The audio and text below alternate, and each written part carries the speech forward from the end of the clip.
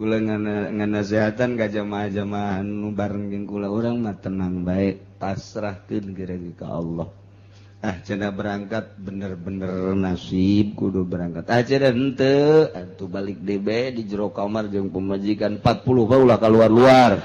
Asana kaluar-luar reuneuh tah pemajikan. Pas kitu dongengna jadi hari ngomong manggeus minggu hareup jamna encan jelas aju surat nage encan ngan dek dibatalkeun ulah cak ituna nanti akan ditandatangani berarti geus aya tanda-tanda bakal berangkat jeung geus diterima geus aya di meja penandatangan pisah anina mah di luar bae ku ari geus tadina dihandap bae ku ari geus ka luhur meja tinggal nanda tangan doang mun nyanda teu paeh ka tanda tangan tah. Masyaallah. Nya eta barang gulanya horeng lalakon haji teh muringkak bulu teh dari nama teu pati nyaho. Barang asup ka dieu sok dibere beja horenganan kos kitu nya. Masyaallah kuari. Jadi kuari teh atuh anu bisa nyogok gede berangkat. Anu teu nyogok mah kadang-kadang teu berangkat. Mentek bebeja ka dieu nu boga PT uswah hasanah kiai mun nyogok ieu berangkat tapi mun teu nyogok ditandatangani cepet mun teu nyogok ieu wallahu alam maning wallahu alam ji pan cenah kiai kumaha kajeun coba hayangnya ulah nyogok coba lantaran jamaah 170 jeung anu babaturan aya 400 plus keneh saurangna mun nyogok teh minimal 5 juta minimal nyogok teh 5 juta aya nu sampai 10 juta eta teh keputusan menteri agama na eta kos kitu jadi kali 170 jamaah berarti saeuheun mun kali 400 jamaah 2 cek urang geus pasrahkeun ka Allah ulah nyogok coba mantap rada lambat lantaran teu nyogok batur nu nyogok teu nyana bebeja mun ieu nyogok kuari nyogok isuk geus tanda tangan aya ulah lah cek ulah coba hayang nyaho kumaha diperketkeun bae geus aya nu geus nyogok 15 juta aya nu geus 20 juta nyogok atuh bisa gua lancar. Tapi aya nu geus nyogok 15 juta ge encan keneh bae deui. Encan keneh menta tambah deui. Jadi adu tawar ku ari mata sogok menyogok teh. Alhamdulillahirabbil Na'udzubillah min ya haji teh kos kitu tah haji. Di Depag boro-boro di Depag pusat Depag kabupaten coba mun teu nyogok tek ceuli ngadenge ti calon dirjen haji teh besan abah urang Jogja rencanana tahun ieu tas sajian ieu bakal diangkat jadi dirjen haji nu kuduna mah ayeuna ngan encan ditandatangani ku menteri nu mantak henteu ditandatangani cak menteri minta 500 juta embung dulur kula nu di Jogja turun 300 juta tetep kekeh embung bae saya mah kalau pakai nyogok enggak kalau enggak nyogok silahkan kulantaran teu nyogok nu aturan tahun ieu jadi dirjen haji ieu tahun ieu pisan nu surpaina ge nyana ka ditu nu utar atur di Mekah di Madinah na ge nyana segala rupa lantaran teu nyogok datang ka kuari can ditandatangani sebagai dirjen haji wallahu alam kadituna mun nyogok ayeuna keneh mun teu nyogok henteu bebejalah ka kula melalui telepon awal kula ka Jogja cek kula jangan ulah geus lah apa artinya apa jadi dirjen kalau masih sogok penyogoknya na cicing tadi nandek meureun ajun teh kula ka Jogja waktu nikahkeun alo ngobrol lah penuh tentang urusan kos kitu. Nah iyalah datang ke kuari cad ditandatangani padahal nyana sangat rapi jeung nyana boga rencana perbaikan. Nah, iyalah masalah haji orenganan kos itu mun urang ngobrol jeung bangsa pegawai haji arempuk babari kos masalah teh barang prak bae di lapangan bermasalah cucuk mulu gede cucukna gitu. Bae anu kadinya teu kena cucuk lagi hampir kena cucuk deh. Tah, jadi maker carita orang kos gitu urusan haji teh. Indonesia teh kos gitu. Eta cacak urusan haji. Komo anu lain urusan haji. Geus bisa dibayangkeun ku urang. Ya maker carita we kabagusan pemerintah urang teh kos kitu bagus jasa rapih jasa kemasanana pohara hebatna nu penting mah make sogokan teh gitulah. Jadi jang tahun hareup kuari geus dijual nu jang tahun hareup teh geus dijual. Jadi lamun kuari teu meuli tahun hareup hese deui. Terus ugal tahun dijual berani sabaraha.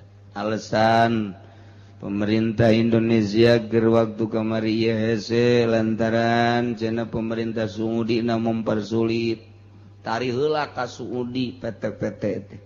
Ternyata orang Arabna ngomong kieu, kenapa sih dipersulit di Indonesia hebat jasa babari jasa orang di Arab. Duta tadina didengung-dengungkeun jeung diomong-omongkeun ku pemerintah Indonesia justru sulit di Arabna. Kadar itu nyana ngobrol langsung. Ternyata babari jasa malah aya potongan-potongan urang makin loba jamaah makin aya potongan babari. Bahkan nyana ngomongkeun saya sudah menawarkan ke pemerintahan Indonesia karena Indonesia terbanyak jamaahnya fasilitas buat orang Indonesia sebelum negara-negara lain Indonesia dulu ring satu nih terdekat ini sekian kunaon tidak raek nyana Arab ge gode kepala tak ka orang Indonesia boloon endahan milih nu di handapeun gunung nu aki-aki mah paeh di jalan. Etanya gideung bae teh urang Arab teh gideung bae masyaallah isi Indonesia cek nyana otakna mafimuh cek nyana tidak punya otak mafimuh urang mah mun masih muh meureun orang teu boga otak didengkul cek nyana otak Indonesia mah urang diisin-isin ku urang Arab isin jasa. Nah iyalah masih keneh bisa seserian tapi menteri agama di hareupeun urang depak di hareupeun urang masih kena bisa seserian seperti etalah kaayaan. Kula ngobrol teh lain jeung jelema leutik pidir jeuneuh nu sababaraha taun jadi bendahara haji. Besan abah almarhum teh anakna jadi di gitu bendahara haji selama sababaraha taun terus bantak aya kababarian urusan haji nyana siap budaya kesulitan. Tapi tahun ieu mah bingungeun nya lantaran menteri agamana kos kieu. Entak kukulang ke di antara jamaah di dieu aya nu dipilih meureun engke deuk dijadikeun menteri lah kukulang. Itu diturunkeun ieu jadi menteri. Mun teu bisa di itu menteri pasar bae atuh. Sakjana babari meureun. Nyonggok ge. Can pugu we leutik mah. Aduh Gusti Allah nagu. Ieu Indonesia. Eta manggis kitu bae jadi Allah nang Allah kabage hakikat nama keur nembongkeun kabokbrokan pamarentah Indonesia kos kitu bokbrok jasa. Jadi urang ayeuna ulah kabawa bokbrok atuh lo kudu loba sabar kudu loba temah. Di saat-saat bokbrok urang kudu nemah jeung kudu sabar. Hilaku ummati fi yaddi gulaimatin rusakna umat kaula aya di leungeun budak ngora sufaha anu barodo bongan nagara ieu dipasrahkeun ka budak ngora anu barodo kos kitu buktina cak Kangjeng Nabi lain cak kula laku ummati fiyadi Gulaimah aya di leungeun budak ngora Gulaimah. Budak ngorana nu bodoh tentang negara, bodoh tentang birokrasi, berarti bodoh tentang agama. Qabla dituna hilaku ummati piyadi Gulaimah Quraisy. Aya deui qabla dituna hilaku ummati piyadi imra'atin. Rusak negara lantaran dipasrahkeun ka awewe. Kos kitu geus pokona mah. Ternyata pan kiaina anu milih teh. Mentak kuduna mah hakikat mati Gusti Allah. Urang bisa neuleuh ku mata urang langsung kabok-brokan bangsa Indonesia.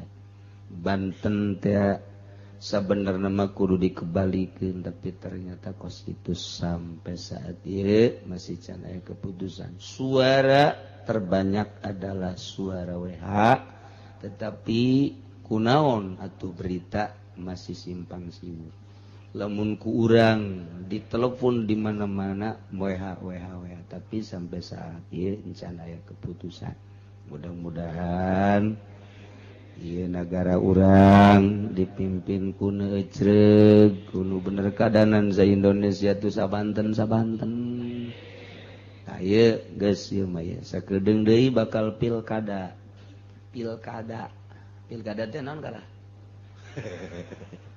ngomong jeung urang ketos mah buku teu paham mah pilkada teh padahal naon meureun eta teh ge bakal aya kepala daerah bupati nu urang pantaun ieu engse ta ieu mah beusi aya nu endek daftar ti antara jamaah nu hayang jadi bupati siap bebe jaka kula urang ieu nagara sorangan.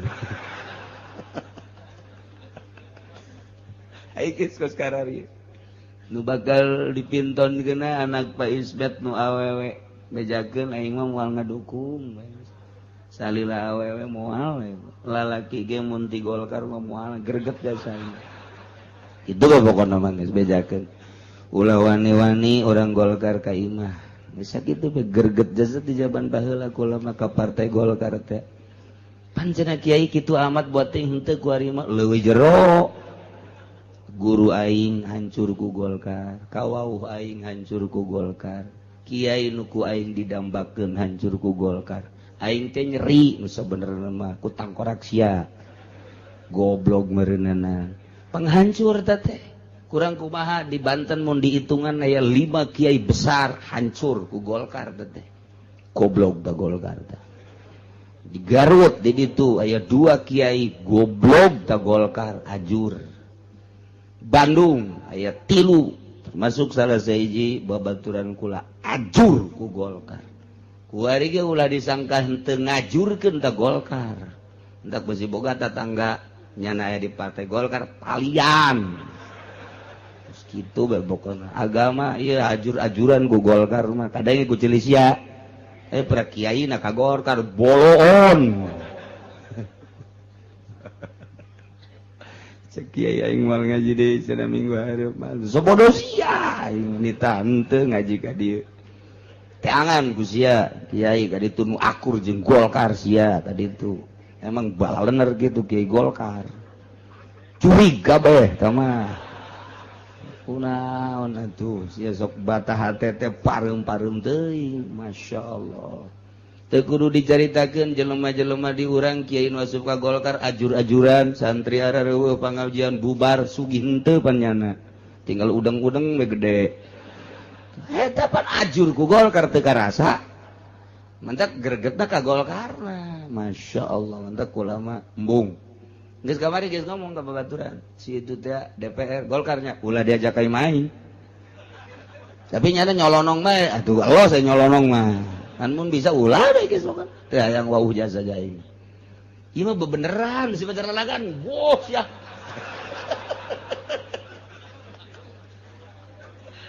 aduh geus greget we pokona ka Golkar gitu bae tek mun aya calon di Golkar ulah dibawa ka ieu leuh cenah aing mah teu ngabutuhkeun ka kieu aing deui leuwih teu butuh ka sia teu butuh ka aing komo aing geus papegatan ti dieu keneh datang ka akhirat itu bae geus titik teu ngaku bae pokona teu sia aing teu ngaku ka sia heuleuwih teh heulaan aing teu ngakuna ka sia tibatan sia teu ngaku ka aing leh cenah sia mah sombong aing kajeun sombong pelebah dieu mah embung bae pokona mah sebab kiai-kiai guru-guru aing jeung kawawu aing ajul ku Golkar sedih ieu hate uta tadina aya pangajian rusak pangajian aku Golkar tadina boga santri ndeu kumaha atuh ngadoakeunana lamun geus kadahar duit Golkar we sarua jeung dikulub beuk kabeh duit Golkar ku masyaallah eta mah geus duit Golkar mah meureun seuneu jasa meureun nya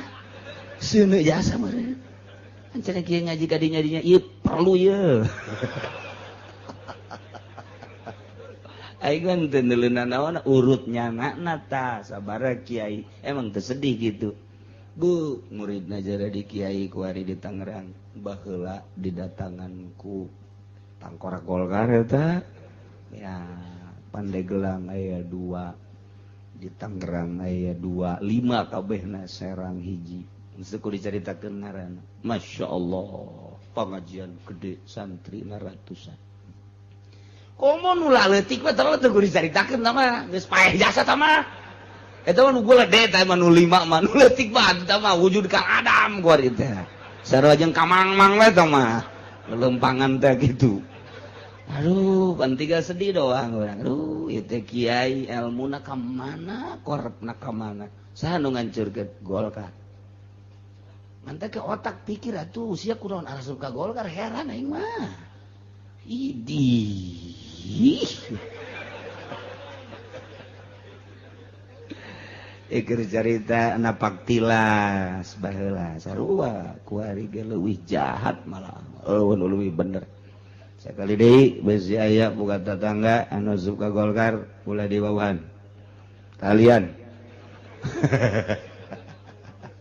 barang sia nalian maka aing bae deui kita ku kiai cenah kalian ge lain jelemana kalian ge talian pangaruhna ulah milu maksudna jahat jasa ieu kuari anu ngancur-ngancurkeun negara urang Golkar coba ge koruptor-koruptor teh anu tatarina timbul di Golkar pindah doang ke partai ieu partai jelema mah atuh Golkar eta keneh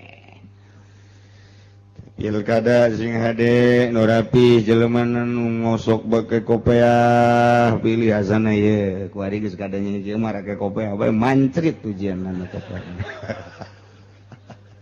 ulah konde atuh masyaallah jeung ulah di Golkar tersep ngaji naon gara ieu kuari